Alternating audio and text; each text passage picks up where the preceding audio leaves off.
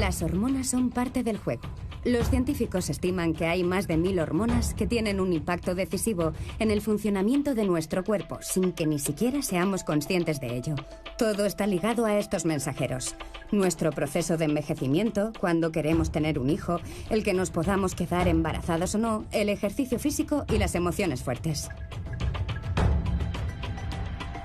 Las hormonas sexuales, en particular los estrógenos, la progesterona y la testosterona, pueden sembrar el caos en nuestro cuerpo. Controlan la apariencia de la persona e influyen mucho en la sexualidad, en la salud y en la misma experiencia de la vida.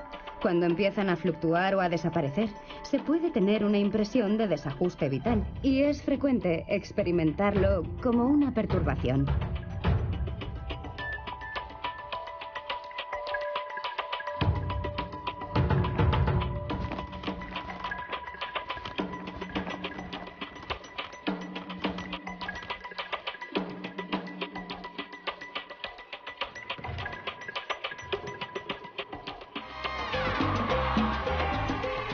¿Qué es lo que sucede en nuestro cuerpo cuando las hormonas sexuales se descontrolan y comienzan a disminuir? ¿Las podemos reemplazar, retrasando así potencialmente el proceso de envejecimiento? ¿Son las hormonas una fuente de eterna juventud? La menopausia se produce cuando la mujer está en la cima de su potencial y si tiene trabajo en la cima de su carrera. Así que es muy importante que estén en plena posesión de sus facultades cognitivas. Hay diversos términos: andropausia, síndrome de envejecimiento del hombre o menopausia masculina. Son términos que hay que tomarse con cierto escepticismo, dado que no se trata de un síndrome uniforme. Tal y como lo pintan en los medios, se diría que las mujeres se convierten en monstruos durante la menopausia. No podemos detener el proceso de envejecimiento, ni siquiera a base de hormonas. Así de sencillo, la piel envejece. A lo mejor se puede retrasar un poco, pero no es posible detener el proceso de envejecimiento. Durante el embarazo, los niveles hormonales de la mujer viven su mayor cambio. Las mujeres embarazadas experimentan una suerte de colocón de estrógenos. Durante la pubertad, las chicas se hacen mujeres y los chicos hombres, en medio de una gran turbulencia hormonal. Durante la menopausia, tanto en la de la mujer como en la del hombre, según los hallazgos más recientes, las hormonas se desbocan. ¿Qué es lo que nos pasa biológicamente durante ese periodo? La producción de hormonas depende de una especie de centro hormonal del cerebro. La glándula pituitaria de la mujer produce la hormona folículo-estimulante, o FSH, que estimula la producción de estrógenos en los folículos de sus ovarios. Con el inicio de la menopausia, la producción de esta hormona cae, ya que el número de óvulos disminuye y termina desapareciendo. La producción de hormonas sigue disminuyendo poco a poco. En el hombre, la hipófisis envía hormonas de control a los testículos. Allí, la testosterona se produce en las células de Leydig. La mayor concentración de estas está en los testículos. Solo hay una pequeña parte que alcanza la sangre. Cuando un hombre cumple 40 años, sus niveles de testosterona empiezan a disminuir.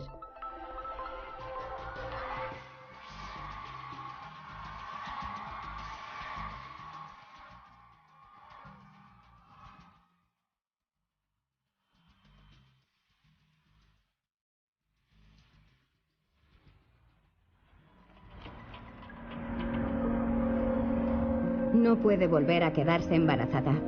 A sus 35 años, esta mujer es uno de los raros casos de menopausia precoz.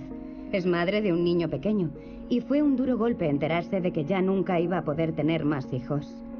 Julia Smith fue al ginecólogo pensando que se había quedado embarazada. Había dejado de tomar la píldora y no estaba menstruando. Estaba experimentando unos síntomas que no había tenido durante mi primer embarazo. Dormía de forma intermitente y mis cambios de humor se volvieron más extremos. Estaba en una reunión de trabajo, por ejemplo, y de golpe comenzaba a sudar. Era exasperante. Y ahí fue cuando empecé a preguntarme qué me estaba pasando. Inicialmente, su ginecóloga pensó que se trataba de algún tipo de desequilibrio hormonal, lo cual no es insólito cuando una mujer deja de tomar la píldora. Pero como seguía sin tener la regla, su médica le recomendó que acudiera a un experto hormonal. Y fue entonces cuando Julia Smith recibió el demoledor diagnóstico. No me lo podía creer. Me costaba asimilar que aquello fuera conmigo. Me sentía como si me hubiera convertido en una vieja de la noche a la mañana. Y me pasaban miles de pensamientos por la cabeza. No volveré a tener hijos nunca. ¿Le seguiré resultando atractiva a mi marido? Fue horrible. Diría que aún estoy lejos de aceptarlo. Todavía me cuesta cuando veo a un niño, sobre todo cuando veo a una mujer embarazada o con un bebé en brazos. Porque yo realmente quería uno. Es el tipo de situaciones en las que todavía me duele. Julia se tiene que hacer análisis de sangre periódicos para comprobar sus niveles hormonales. Cuando una mujer entra en la menopausia antes de cumplir los 40, es lo que se conoce como menopausia precoz y afecta a 1 de cada 100 mujeres por lo menos. Como experta en hormonas, la doctora Schaudig conoce muchos casos. La paciente acude a mi consulta y me habla de sus síntomas. Luego le tomo una muestra de sangre y analizo los resultados en ausencia de la paciente. Sinceramente, antes de tener esas conversaciones con las pacientes, no es que les tenga miedo, pero tengo que armarme de valor y dar con la forma de adaptar el mensaje a la mujer. Si se trata de alguien que quería tener hijos a toda costa, la situación puede tener un gran impacto psicológico y en ciertos casos le digo, deberías ir a hablar con un experto para que te ayude. Luego hay situaciones en las que el deseo de tener hijos no era algo tan prioritario y puedo anunciárselo con menos rodeos. A veces no supone el menor problema para la paciente. Una vez una joven me dijo, qué bien, ahora me podré dedicar totalmente a mi carrera. ¿Cómo es el proceso hormonal que atraviesa el cuerpo de la mujer con menopausia precoz? A veces son mujeres que no tenían suficientes óvulos al nacer. No se puede aumentar el número de óvulos que tiene una mujer. Está fijado desde que nacemos. Y si nuestra reserva de óvulos es demasiado pequeña ya desde un principio, o si se secan antes de tiempo a medida que nos vamos haciendo mayores, puede producirse la menopausia. La menopausia precoz también puede ser consecuencia de la quimioterapia, y hay causas genéticas. También es concebible que la madre de la mujer que tendrá menopausia precoz sufriera algún tipo de lesión sin darse cuenta, que durante el periodo en el que se estaban creando los óvulos, los ovarios del embrión sufrieran algún tipo de impacto perjudicial. Eso también puede conducir a que en un futuro la mujer tenga menopausia precoz. En el 70% de los casos no existe una explicación médica. Es el caso de Julia Smith. ¿Por qué no pides cita por teléfono y nos vemos en unas 3 semanas?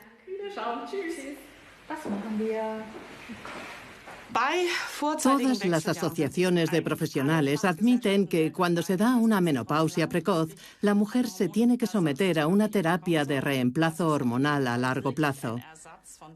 La idea es suplir la producción de las hormonas que siguen produciendo las otras mujeres de su misma edad, los estrógenos y la progesterona, como en la vida real. De esa forma, la membrana mucosa del útero se reestructura correctamente y se puede dar la menstruación. Esta terapia ha de seguirse hasta la edad natural de la menopausia, que actualmente está en torno a los 52 años.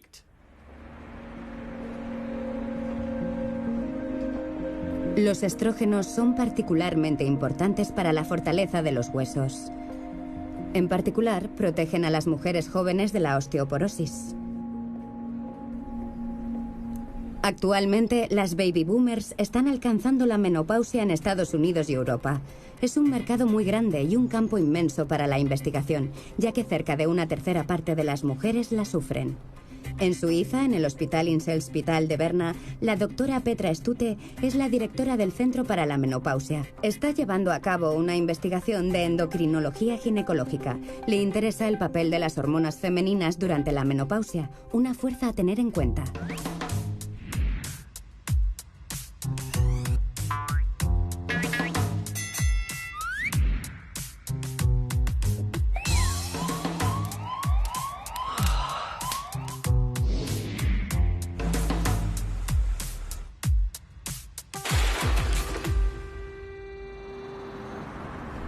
En esta clínica, este periodo tan delicado para muchas mujeres se aborda de forma desapasionada. Hay material pedagógico y cada paciente lo recibe antes de entrar en el hospital. Esta imagen, por ejemplo, describe cómo funcionan los bucles de control hormonales. En su mayor parte los controlamos desde el cerebro y, naturalmente, lo que más nos interesa son los ovarios. Y aquí tenemos un cuestionario que es muy importante para nosotros. Es una escala científica de evaluación de la menopausia. El cuestionario enumera básicamente todas las cosas que se pueden producir durante esta fase de la vida, desde los problemas del corazón y de la vejiga hasta los dolores articulares, los episodios depresivos o las dificultades sexuales. Para muchas de las mujeres a las que atendemos, es un gran alivio descubrir que otros síntomas, que quizás solo habían detectado periféricamente, de golpe están relacionados con esta nueva fase de su vida. La carpeta también contiene información sobre las posibles terapias hormonales a base de comprimidos, parches o geles, y enumera los productos que pueden administrarse por vía vaginal.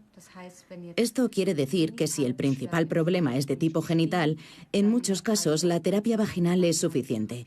Pero como puedes ver, ofrecemos una gama muy amplia de tratamientos. La menopausia está en el punto de mira de la medicina y la farmacología. Pero hay un debate en torno a qué síntomas tienen que ver con la menopausia y cuáles tienen que ver más bien con el envejecimiento y qué terapias deberían aplicarse. Si notas un escozor o un calambrazo repentino, dímelo, por favor, y te saco la aguja. Petra Stute colabora con el Instituto de Medicina Complementaria para investigar la acupuntura. Es un hecho comprobado que puede aliviar los sofocos. Las mujeres con sofocos frecuentemente se someten a un tratamiento de reemplazo hormonal. Estos estudios podrían mostrar si la acupuntura puede contribuir a reducir el tratamiento hormonal e incluso a eliminarlo. Estos dos puntos de aquí tienen principalmente un efecto regulador sobre la tensión, sobre la irritabilidad, sobre la tensión muscular y sobre la sensación de tensión en general. Le he puesto agujas en una combinación de puntos que también regulan la función digestiva, otro problema durante la menopausia. En definitiva, la idea es devolverle su energía. Si la persona no duerme lo suficiente por la noche, se sentirá falta de energía. En el laboratorio del sueño se estudian sus diferentes fases.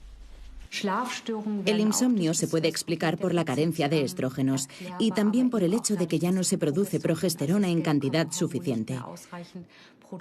La progesterona es una hormona que nos ayuda a acceder al sueño profundo y cuando falta, hay muchas mujeres que sienten como si su sueño fuera más superficial. Se despiertan con cualquier ruidito y pueden pasar noches enteras sin pegar ojo.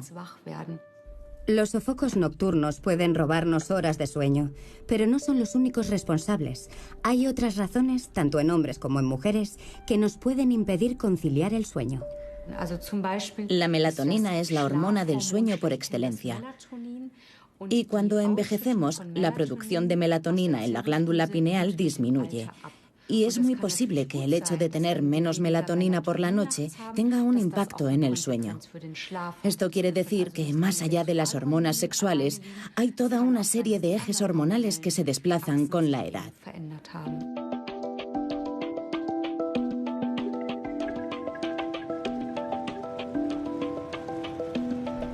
La vida es cambio. Muchas mujeres sobrellevan la transición por este periodo tan sofocante a base de ejercicio. Pero ¿qué pasa cuando eso no ayuda y la mujer sufre?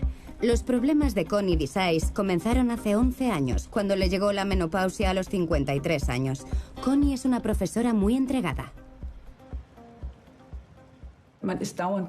Estás en contacto con tus alumnos todo el tiempo y tienes que estar muy concentrada en cuanto a los contenidos que abordas. Me empezaron a entrar sofocos varias veces por hora durante las clases y cuando te pasa algo así, te concentras totalmente en tu cuerpo. Te vuelves incapaz de concentrarte en otra cosa.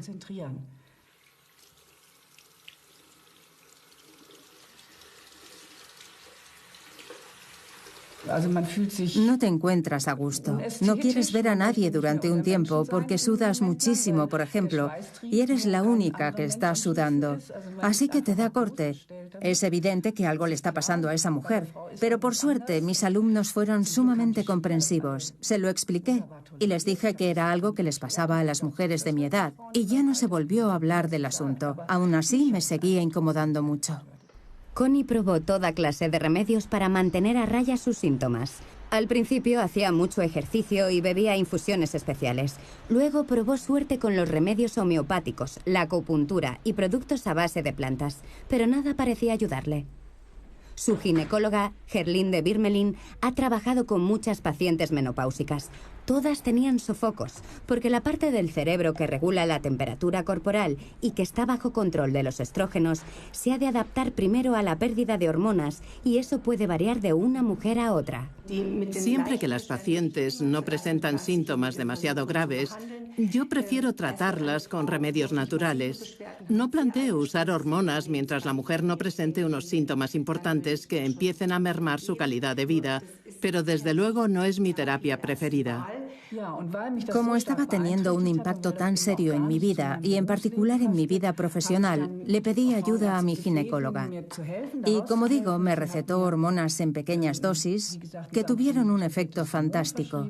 Me sentía genial y al mismo tiempo era como la fuente de la eterna juventud. Me volvía a sentir como antes y naturalmente eso también me gustó.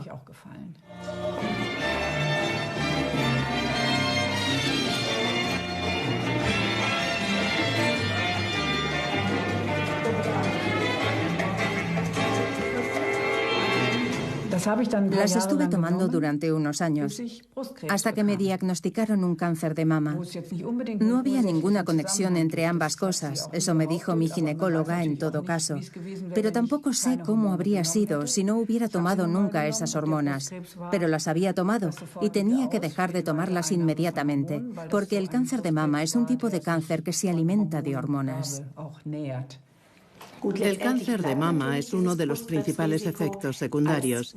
Al igual que las demás hormonas, como los contraceptivos, sabemos que pueden aumentar el riesgo de padecer un infarto o un ictus. Son cosas que hay que hablar con las mujeres. También es importante que determinemos si hay factores genéticos, si ha habido en su familia mujeres con ese tipo de enfermedad o si han tenido episodios de ese tipo en el pasado. En tal caso, sería muy desaconsejable administrar las hormonas. Al principio me dejó noqueada. Por suerte aquello no duró mucho, pero en un primer momento fue atroz. Es como si te desenchufaran y de un día para otro te vuelves incapaz de hacer nada durante un tiempo. Hay que intentar salir de ese atolladero. En mi caso fue lo que pasó. Empecé a sentirme mejor. Por suerte no duró mucho. Tras una intervención quirúrgica, Connie estuvo otros 5 años tomando un fármaco contra el cáncer, el tamoxifeno. Pero el tamoxifeno puede agravar los sofocos. Es lo que me sucedió a mí. Eran aún peores que antes. Ahora que he dejado de tomar el tamoxifeno, he vuelto a la situación inicial. Tengo sofocos. Es algo con lo que tengo que convivir. Y he oído hablar de mujeres que los siguen sufriendo a los 75 años. La duración de la menopausia está determinada por los genes y varía de una mujer a otra. Normalmente dura cerca de 7 años. Es inseparable de toda una serie de cambios fisiológicos con los que hay que lidiar. Ahora bien, ¿cómo vive una esa transición a nivel psicológico y cómo percibe la sociedad el fenómeno de la menopausia?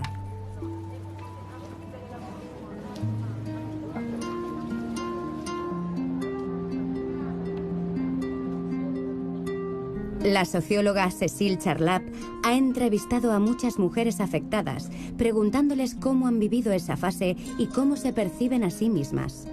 También analiza en su tesis La menopausia se hace las expresiones utilizadas en los anuncios y en las publicaciones médicas del pasado. El propio término menopausia no se acuñó hasta finales del siglo XIX, cuando gracias a los avances de la medicina, la gente empezó a vivir más tiempo y este periodo de la vida se convirtió en algo digno de atención. La sociedad empezó a considerar el cuerpo como un ente gobernado por las hormonas a partir de los años 20. Y fue entonces cuando la menopausia pasó a verse como el síntoma de una deficiencia hormonal. Todo este discurso médico está basado en una retórica muy específica y utiliza unos términos muy concretos. La menopausia no se describe como una transición, sino más bien como una fase que se caracteriza por una serie de síntomas patológicos. Es interesante observar cómo a estas alturas la opinión pública ya ha asimilado esta visión de la menopausia. Lo vemos, por ejemplo, en la web de esta mutua. La menopausia está asociada con una serie de problemas y de síntomas. Se mencionan una serie de riesgos marcados por determinadas pérdidas. La menopausia no se describe como una transición, sino más bien como una carencia, y se alude a ella como a un problema de salud. En suma, se trata como si fuera una enfermedad que requiere un diagnóstico. En este ejemplo se ve claramente esa asociación directa de la menopausia con una enfermedad. Y como tal, una enfermedad ha de ser tratada. Es muy interesante ver las imágenes que circulan en relación con la menopausia, porque aparte de los textos, hoy se producen y se consumen un montón de imágenes. Y lo que vemos en las webs más relevantes o en los folletos son mujeres de aspecto pensativo. Lo que se representa aquí son mujeres que no son lo bastante mayores como para tener la menopausia, a pesar de que son artículos que tratan sobre ella. Y las mujeres aquí representadas parecen preocupadas, están pensando en algo o parecen estar resolviendo algún tipo de problema. O simplemente son mujeres que claramente están sufriendo, tal vez porque están teniendo sofocos o algún otro problema.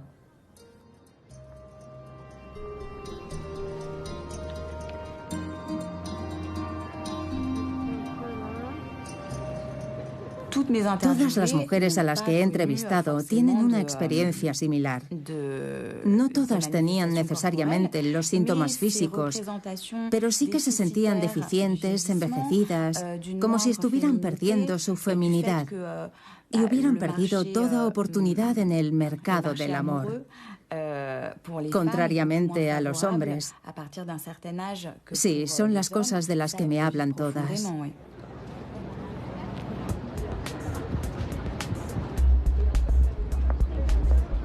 La historia nos muestra que de unas décadas a esta parte se ha producido un cambio en la actitud de las personas hacia la menopausia.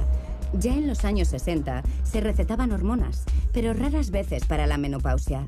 Si las mujeres tenían problemas durante la menopausia, se veía como una cosa normal, como parte del proceso de hacerse mayor. Con el médico estadounidense Robert Wilson cambió esa actitud. Él fue el primero en describir la menopausia como una enfermedad.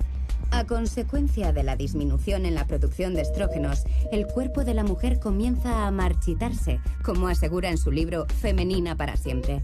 Las mujeres con menopausia serían, según él, seres castrados que se convierten en arpías a raíz de esta carencia. Les prometió la juventud eterna si tomaban estrógenos y exigía que toda mujer menopáusica se sometiese a una terapia hormonal. Se produjo una verdadera estampida hacia las farmacias seguida por un gran chasco.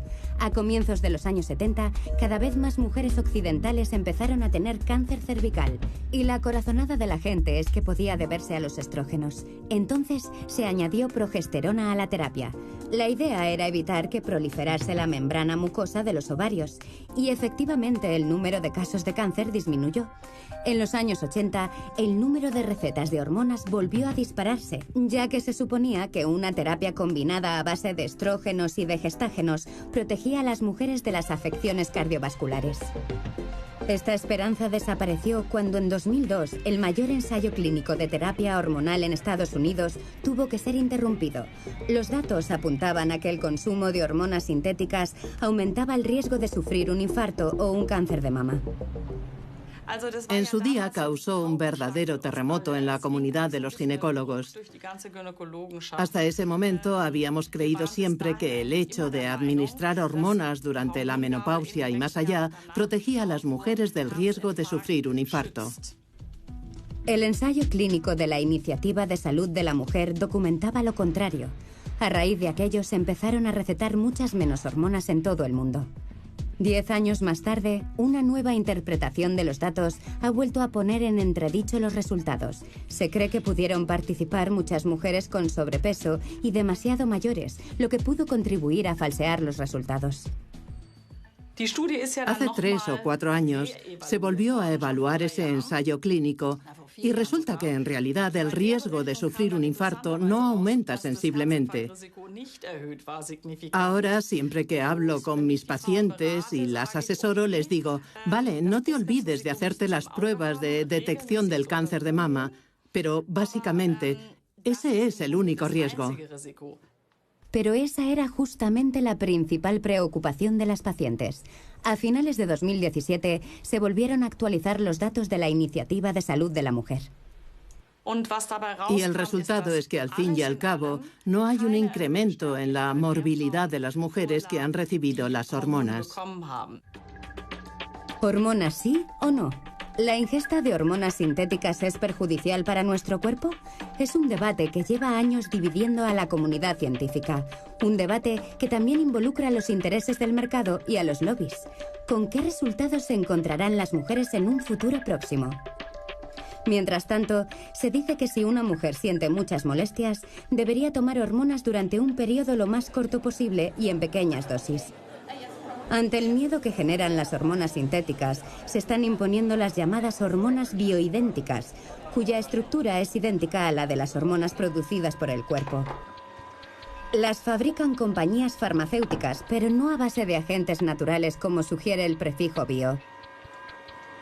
El material de base de las hormonas bioidénticas es la raíz de boniato. En el caso de las que se fabrican industrialmente, también. Las llamadas hormonas naturales se adaptan individualmente al nivel de hormonas del paciente.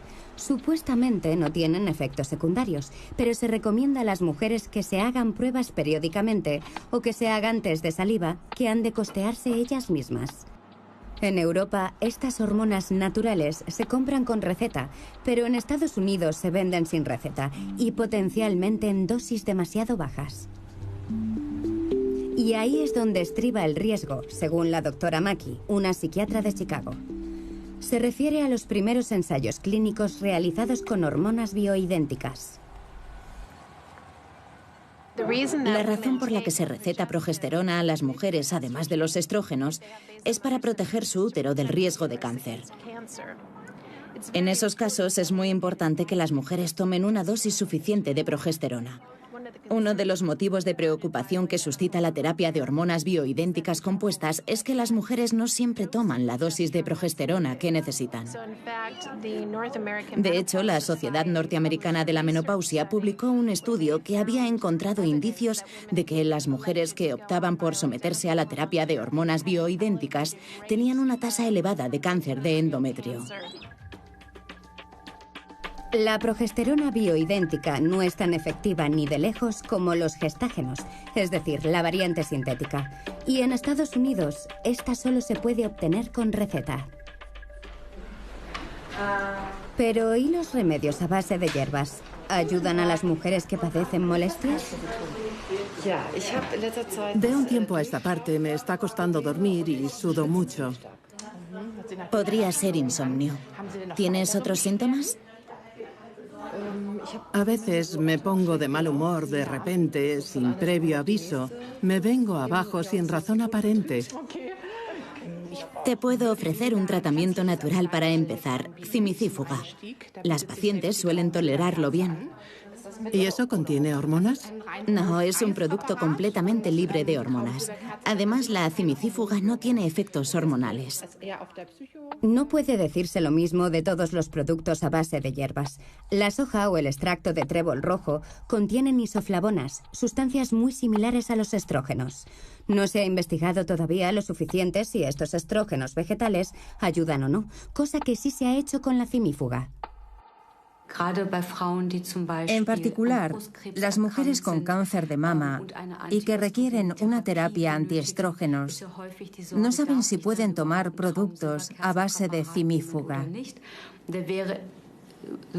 Según los datos más recientes, todo indica que pueden consumir esos productos sin problemas cuando sufren sofocos.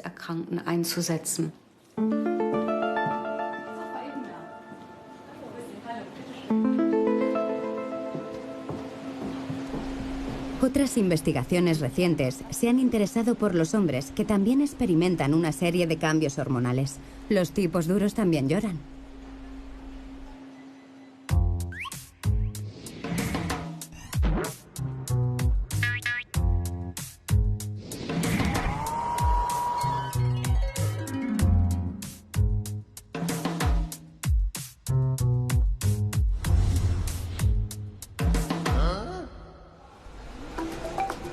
La producción de testosterona, la hormona masculina, comienza a decrecer en torno a los 40 y es un proceso lento. Los estudios más recientes demuestran que 1 de cada 10 hombres presenta síntomas de cansancio e inapetencia. La cantidad de testosterona varía de un individuo a otro. Los niveles más bajos son los registrados en los ancianos y los más altos en los jóvenes adultos. ¿Pero qué efectos tiene la testosterona? Estimula el crecimiento del vello corporal y de los músculos y tiene un impacto en la densidad ósea y en la formación de los glóbulos rojos. Además, la testosterona influye en el deseo sexual, en la virilidad y en la formación del esperma, pero también en la fuerza y la capacidad de aguante. El doctor Christopher Bamberger atiende a diario a hombres preocupados por su salud. Es endocrinólogo e internista y está especializado en los chequeos médicos a hombres. Buenos días, Uwe. Me llamo Christopher Bamberger. Bienvenido al Centro de Prevención Médica de Hamburgo. Uwe Bohm quiere someterse a un chequeo completo, ya que de un tiempo a esta parte ha experimentado varios episodios de mareo. También mencionabas que te sientes agotado. ¿Cuándo empezó eso? ¿Fue un proceso gradual o tuvo lugar de un día para otro? Llevo ya unos años notándolo en el trabajo. Creo que no se me da bien tomar descansos. Me he dado cuenta de que trabajo sin tomar descansos y disfruto con lo que hago, pero llegado a un punto es demasiado. Y cuando vuelvo a casa, estoy totalmente rendido. Y aunque intento descansar en casa, sigo estando agotado. ¿Tiene que ver con las hormonas o es solo que me estoy haciendo mayor? No lo sé. En tu caso es prematuro hablar de envejecimiento. Lo más sensato será someterte a un chequeo completo que nos permitirá descartar otras enfermedades que expliquen tu estado de fatiga. No tiene por qué ser algo hormonal. Puede ser el síntoma de algo más general o incluso una carencia de vitaminas. Y así, Uwe, que tiene 56 años, se somete a un chequeo completo. La sangre para el análisis de sangre se le ha de extraer a primera hora de la mañana, ya que el nivel desciende sensiblemente a lo largo del día. Tiene buena pinta. Ya te puedes relajar. Lo peor del día ya ha pasado. No queda nada previsto que te pueda doler. Aprieta, ¿vale? Muy bien. Lo cierto es que todos los hombres de más de 50 años, y los dos estamos en ese grupo, nos decimos en un momento dado: caray, ¿quién me ha visto y quién me ve? Me noto falto de energía. ¿Qué me pasa? ¿Es la edad? ¿O es algo que se pueda tratar o que se deba tratar? Es algo perfectamente normal. Aquí lo vemos todos los días. No es para nada una situación insólita para nosotros. Lo raro es que haya un verdadero déficit hormonal que requiera ser tratado. Es algo mucho más raro de lo que se podría pensar. El déficit de testosterona es la excepción y no la regla.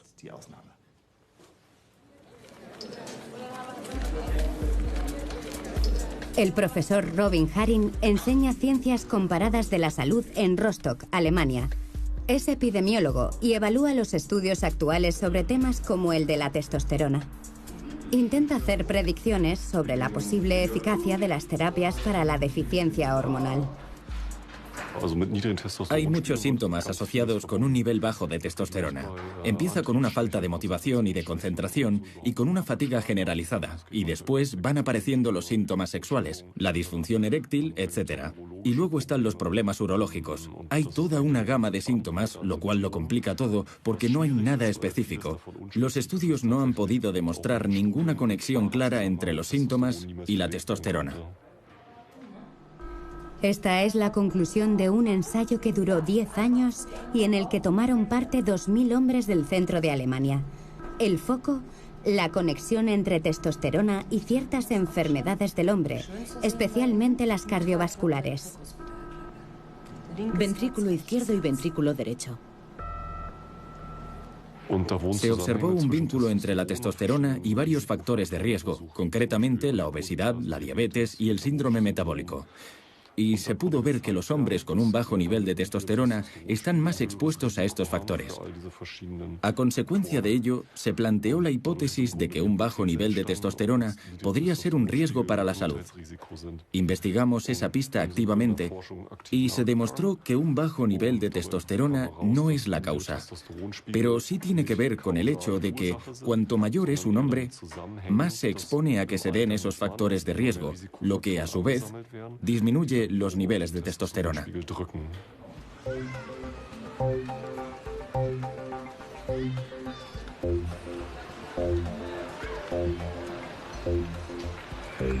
El asesino de testosterona número 1 es la obesidad o el aumento de peso. Principalmente es la circunferencia de las caderas y en segundo lugar es el aumento de la cintura.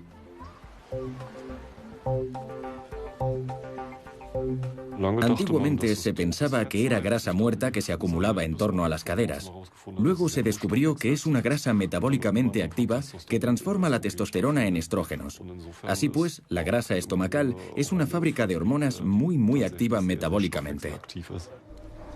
Cuanto más sobrepeso tiene un hombre, más testosterona pierde a favor de los estrógenos. Por otro lado, los ensayos muestran que la testosterona puede reducir la grasa estomacal. Ahora bien, ¿cuáles son los riesgos asociados a esta terapia? Hoy estamos relativamente seguros de que la testosterona no es un factor desencadenante en el cáncer de próstata, aunque sí que puede promover un cáncer latente o que está en sus primeras etapas. Lo que quiere decir que tenemos que estar muy pero que muy seguros de que el sujeto no tiene ningún tipo de tumor en sí mismo benigno, pero que podría activarse con la testosterona. A pesar de los riesgos, las ventas de testosterona se han multiplicado por 100 a nivel mundial en las 3 últimas décadas. Se promociona como un producto antiedad.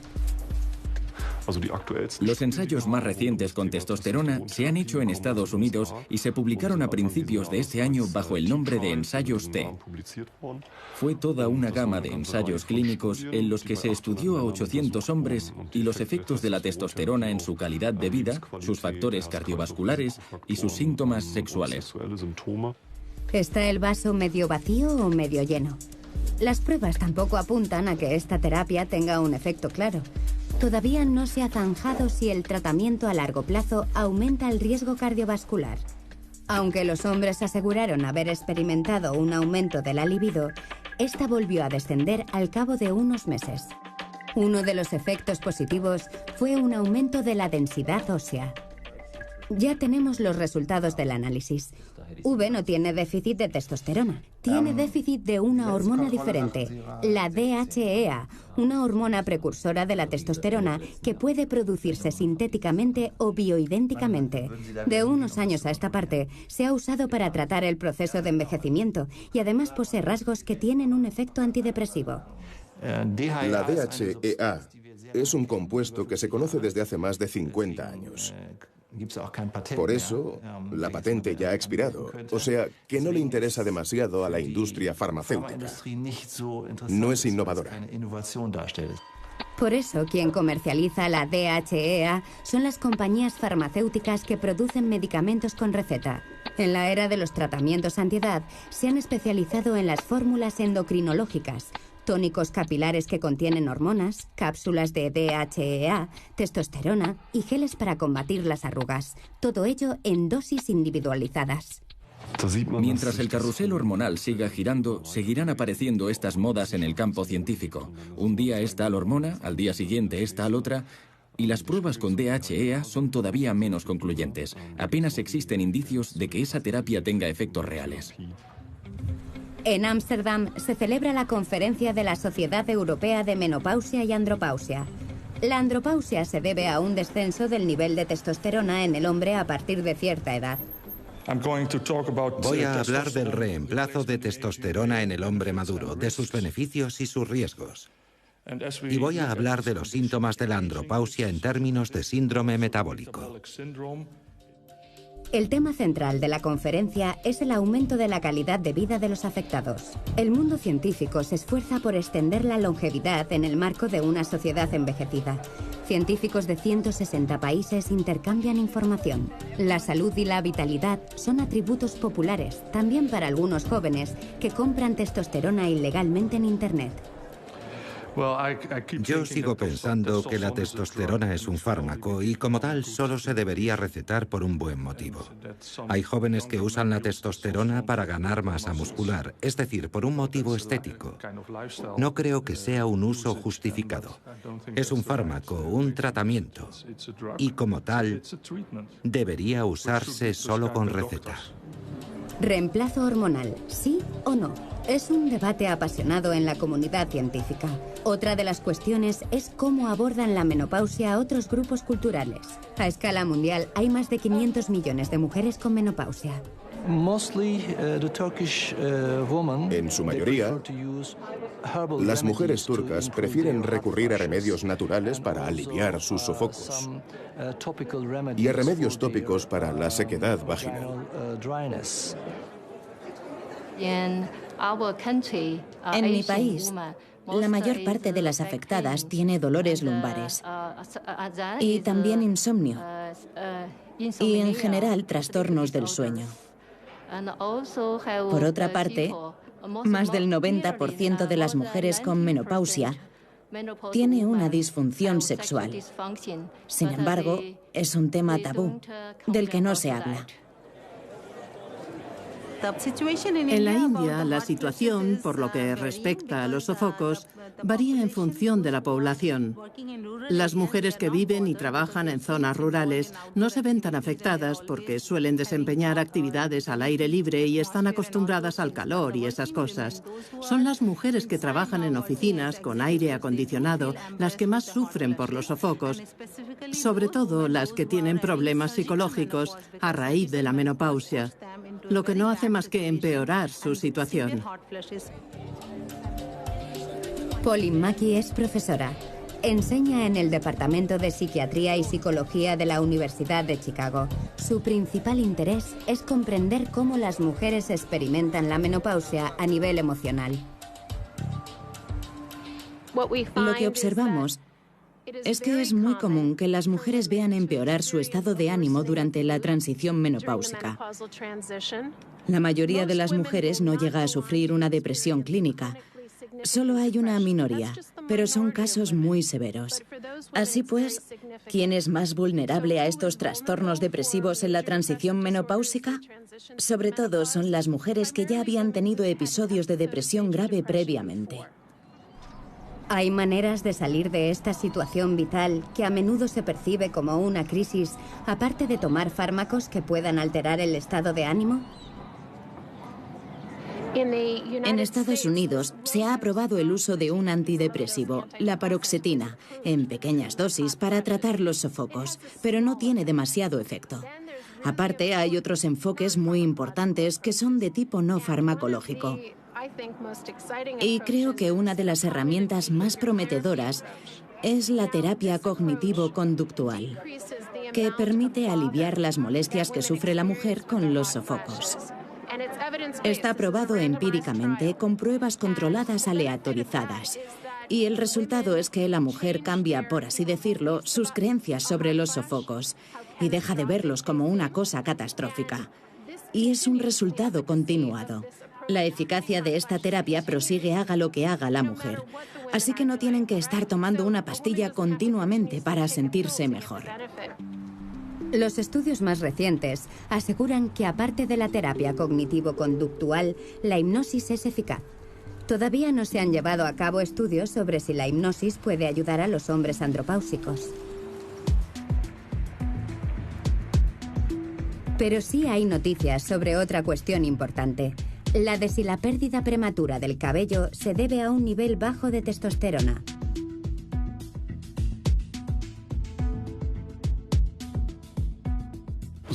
Uno de los grandes mitos de la testosterona es que supuestamente existiría un vínculo entre un nivel bajo de testosterona y la situación capilar. Por desgracia, no lo hemos podido corroborar con ningún dato. La mejor forma de predecir nuestra situación capilar futura es fijándonos en nuestro padre y viendo si a él le sigue creciendo pelo en el cráneo. La genética, las proteínas y las hormonas, todo está cubierto por las investigaciones. Y entre tanto, la testosterona ha atravesado la línea de demarcación entre medicamento y producto antiedad. Se está propagando la idea de que los hombres mayores no son los únicos que podrían beneficiarse de ella. El debate en Estados Unidos es mucho más amplio. Estamos empezando a abordar el fenómeno de los nutracéuticos, las hormonas, etc. Creo que son cosas problemáticas porque la gente acaba tomando fármacos sin receta, sin verdadero motivo médico. Muchas de estas sustancias se venden libremente en las farmacias, así que hay mucha automedicación y se regalan muchas muestras gratuitas.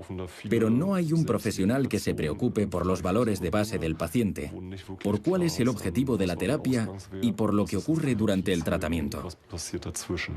Al descubrir la andropausia, ¿se ha convertido a los hombres maduros en criaturas a las que les falta algo? ¿Cuáles son los síntomas que deberían preocuparles realmente?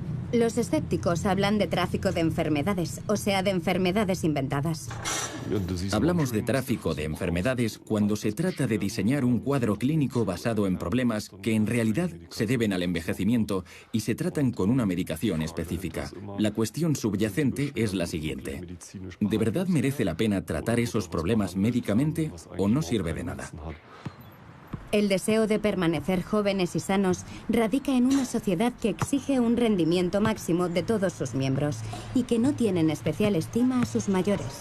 ¿Cómo se percibe esta fase de la existencia en otras sociedades, como en Japón, por ejemplo? ¿Y si la visión de la edad de los japoneses tuviera un impacto en su forma de experimentarla? En japonés no existe una palabra específica para ese momento tan crucial que en Occidente describimos como el momento en el que la mujer se vuelve infértil y deja de menstruar. Porque en Japón se considera que el envejecimiento es algo que afecta por igual a los hombres y a las mujeres.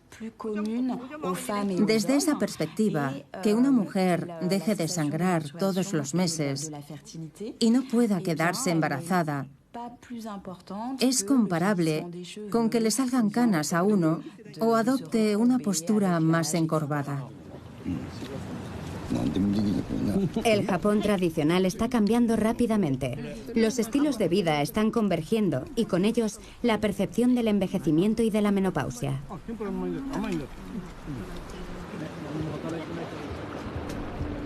A todo esto, ¿por qué existe la menopausia?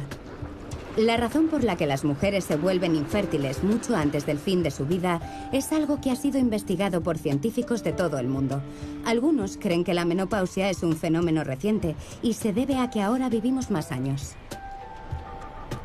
Un científico conductual de la Universidad de Exeter, Darren Croft, investiga la respuesta con su equipo examinando a las orcas. Y es que las orcas y las ballenas piloto son las únicas especies que tienen la menopausia, aparte de los humanos. Este caso es muy interesante. Este macho se llama J1 y es un macho mucho mayor que los demás machos del grupo. La base de su investigación es el material filmado durante más de 40 años en el Centro de Investigación de Ballenas de Seattle, en Washington.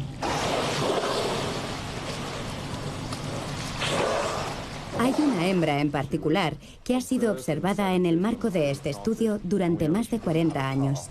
Dejó de ser fértil hasta su muerte. Vivió un periodo increíblemente largo en el que era posreproductiva. ¿Por qué permite la evolución que las hembras de esas especies pierdan su fertilidad a la mitad de su vida? La clave para entender este fenómeno es la estructura familiar en la que viven estos animales, los humanos y las orcas. En el caso de las orcas, los hijos y las hijas permanecen en la familia. Y descubrimos que cuando una hembra mayor posreproductiva muere, el riesgo de mortalidad de sus hijos se multiplica por 8. Así que estas hembras mayores mantienen con vida a sus hijos adultos. Una de las formas de hacerlo es compartiendo su comida. Atrapan salmones y se los dan. Pero también sabemos que tienen un conocimiento muy extenso de los lugares donde hay comida, lo que beneficia al resto del grupo.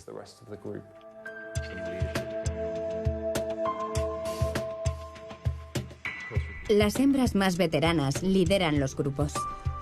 Conocen los lugares donde hay comida. Se abstienen de tener a sus propias crías para evitar fomentar la presión competitiva entre generaciones. Llega un punto en su vida en el que renuncian a seguir reproduciéndose y se dedican a ayudar al resto de su grupo a sobrevivir y a reproducirse. Pensamos que es una prueba de que la evolución de la menopausia en los humanos se podría explicar por los mismos mecanismos. Las sociedades humanas primitivas solamente podían sobrevivir si compartían la comida y nadie tenía que competir con nadie por ello. Es probable que la menopausia se desarrollara debido a esa presión evolutiva. En las sociedades modernas tendemos a marginar a las personas mayores. Las metemos en residencias y otros lugares periféricos. En las sociedades ancestrales estaban en el centro mismo de la sociedad. Y no deberíamos subestimar el papel que pueden desempeñar los mayores en nuestras comunidades y sociedades. Las orcas son un buen ejemplo de ello.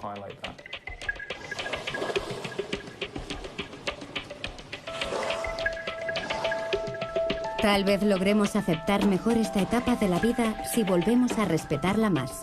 Y entonces, tal vez podremos evitar que los cambios hormonales nos hagan enloquecer como ahora.